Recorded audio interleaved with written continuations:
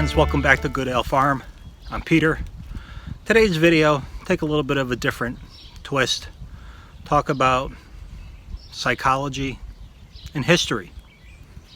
Anyway, come along for the ride. Hope you enjoy it. Thank you.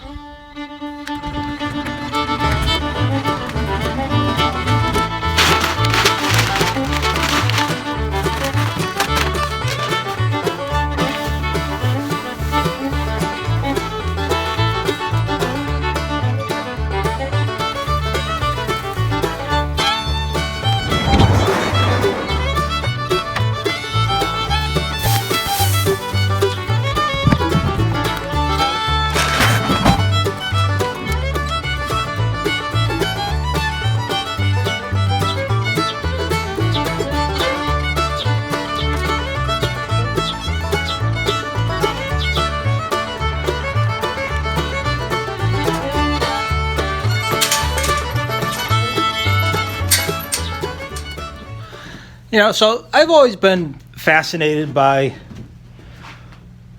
psychology. What makes us do the things we want to do? And I figure I'll apply some of my thoughts to what happens around here. I'm taking care of Lacey, who wants to get out of the stall right now and eat, and some of the chores and tasks that I do. So, as I've thought about it, I think a lot of this has to do with just the theory of motivation. You may have heard of Maslow's hierarchy of needs, where Maslow, scientists or psychologists, determined that there's 5 different levels or triggers that motivate us as a human, and 4 of them are really around survival, security, eating, really hitting the physiological needs of us as a person. But the 5th one, the top one, is around growth and what do we want to do as a person. And with that, I think that really kind of taps into a lot of drives us in our day-to-day behaviors nowadays. Many of us have pets. It could be a cat, a dog, a fish. It could be the local birds in the park or the squirrels. To care for an animal that is otherwise defenseless or requires and really needs attention to get by. I think there's something in us from a human nature standpoint that's a motivation, something that we like to do. I know many of you out there actually care more for animals than you do people. I know a few of you. So that's an interesting dynamic too. But for me, taking care of Lacey and the horse, it kind of fulfills part of that motivation. And then, part of this cognitive motivation theory is this concept around achievement motivation.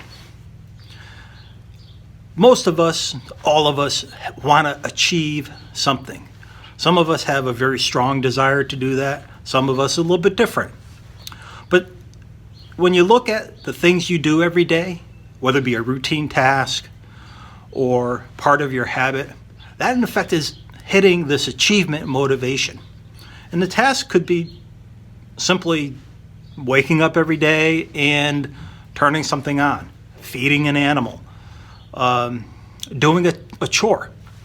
And even though it's repetition, it is something that is starting this engine of achievement motivation in your mind. Many of us fill that up early in the day, and once you're done, you're kind of done for the day. Other times, you just keep going. The good thing is, at least for me, every night when I go to sleep, I wake up in the morning, it's as if someone hits a reset button. Boom. And that achievement motivation bucket gets cleared out. And I wake up the next day, ready to go at it. Call it what you will. They're just something I find simply satisfying in doing tasks, routine tasks, and repetitive as well. I think it strengthens one's ability to stay focused, to, in effect, avoid those unwarranted distractions. By continually doing a repeated task, it brings you to a point where you feel good about your accomplishments. Hey, if you're a psychologist, I'd love to hear from you. Comment and let me know your thoughts. In closing on this topic, there's a video out there called Make Your Bed, or Make Your Bed Every Day. It's from an admiral in the Navy. He gave a speech at a commencement. If you've never seen this, look it up. It's a great piece. In effect, what it says is if you start your day by doing a simple task, doesn't matter what it is, do that. That triggers you to do more and more towards this achievement motivation. See you later. All right, on to history. From a history standpoint, if I'm being honest, I call my channel Goodale Farm, but I'm pretty far away from being a full-fledged farm. But it's more of a thought about the future and the past. So, the Goodale family is one of the families here in my town, or was back in the day. They had this homestead, which included my house, the acreage around me, and neighboring properties. Things have since been subdivided, but back then they had a wide expanse of pastures and outbuildings. What I've heard from some of the old timers is that the property was used for many different types of livestock and agriculture, and they were a commercial sheep farmer at one point. Now this property goes back to 1800 or earlier. So while Goodale was the originators, we're talking a couple hundred years of ownership transition. And through that time frame, there's been a lot of changes. That's one of the things you notice with houses or properties. Every new owner does their point of improvement and brings it along. So that's a little bit of the history of Goodale Farm. Here's an aerial picture of the surrounding property. I think this was probably in the 1940s, and I'm just basing that on, I don't see some of the trees that are here today, and some of the buildings that were built in the 50s, as well as excavation work, is not depicted on this picture. So what we have here is my pasture, and somewhere right around here is where the barn would be today. And my house, smaller version of what it is today, so the original is tucked behind this tree area. And you could see that the pasture land, farmland, went way beyond where my property is today. I think my ends right around here, and then you have this backfield. And as I look even deeper, I mean, this is all woodland today in the state forest. So it's 90, 80 years of growth that had come in here. So it's pretty interesting to see that this was all cleared and at one point was farmland. My neighbor's house was part of the original homestead that farmed this whole area. Their property today is converted to living space, but was the barn and outbuildings to much of what we have here. So my house and their house was all together. Electricity and power and water ran between the two. And the information that I have is that this was at least one time, a big sheep farm. And looking at some of the other surrounding properties, I could see maybe an orchard grove here to my neighbor on this side, additional farmland. So that's a little bit of that back history, at least in the 1940s or so. I made that placard a few years ago to show just the history and the rough age of the property. A couple of ways to try to get the age of a property is by looking at the construction, land records. So for construction, here's some of the fasteners I was able to pull out of the house when I was doing a refurbish. And you can see these are hand forged iron, roughly 4.5, 5 inches long. I was able to get quite a few of them. So this was before the conventional nail as we know it today. And historians would place this type of construction in the early 1800s or late 1700s.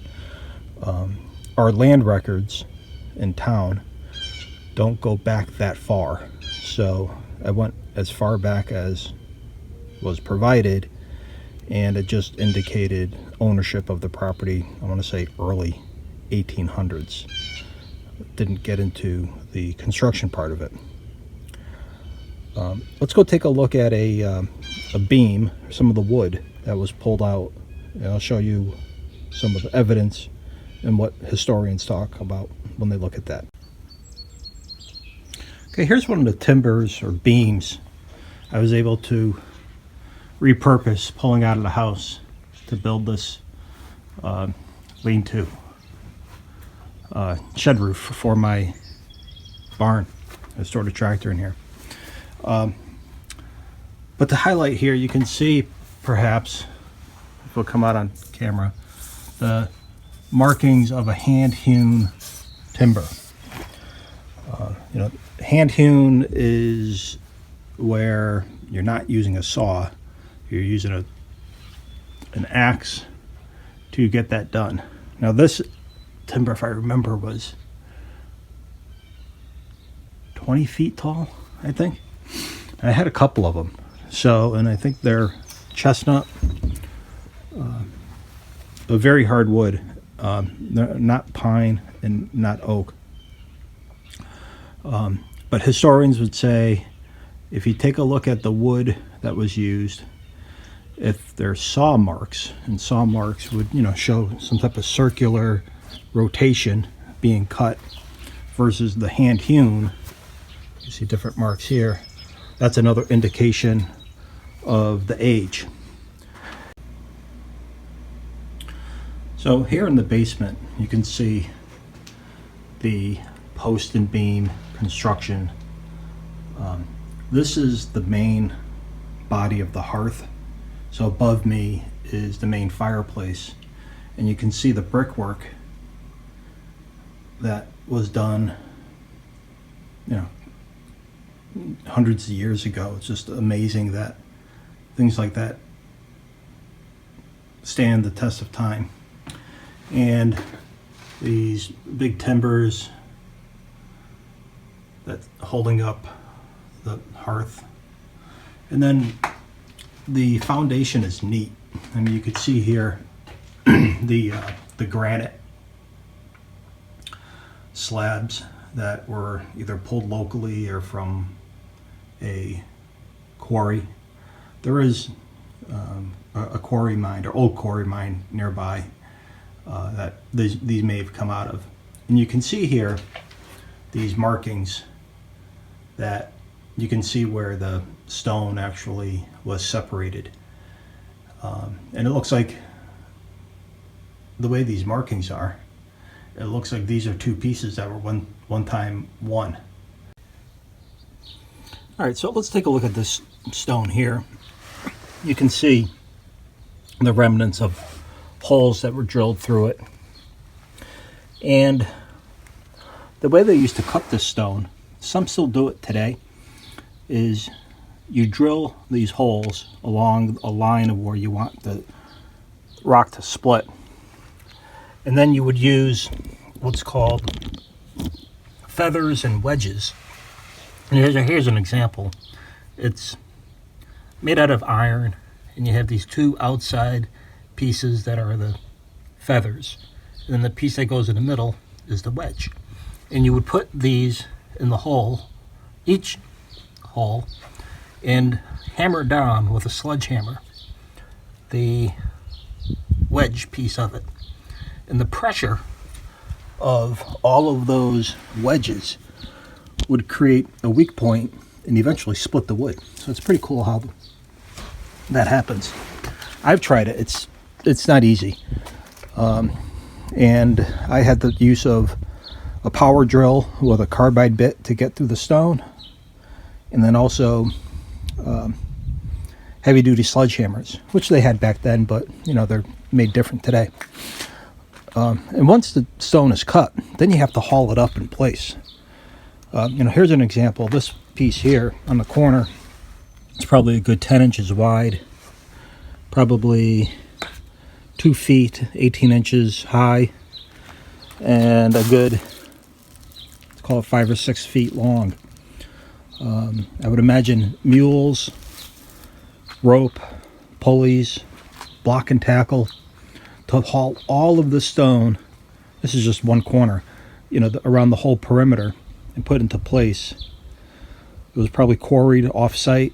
Some may have been on-site to bring it here, stack it, and it's square, it's solid. Just amazing, the workmanship. All right, let's move on. And here's the original well to the property. I have it capped off now just for safety. My daughter and I took the cap off one day and went fishing down there with a big heavy-duty magnet. It's a good 50, 60 feet deep. Still holds water. I thought maybe if there was anything from a collectible standpoint, metal-wise, we would pick it up with the magnet. But we had no luck. But pretty neat to still have the original well here. And my history and Lacey's history. You know, we bought Lacey 15 years ago. At the time we were not living here, we would have Lacey stay at a barn. She stayed at a few barns. We were always interested in getting a horse property to have her live with us, if you will. And eventually this property came on the market, and like a lot of real estate transactions, you know, it took a while, but eventually we moved and we're here. Lacey certainly enjoys it. She's a single herd animal at the moment, a pack of one, even though I think myself and our other pets and passerby are part of her pack as well. And we've thought of getting her a companion animal, and that might be something in the future, but nothing that's in place right now. All right, let's move on. All right, my friends, that's today's video. Thank you again for tuning in. If you haven't subscribed, please do. You'll get notified of future videos. And comment and like or unlike the video. It's always good to get feedback, so I appreciate you there. And catch you next time. Have a great day.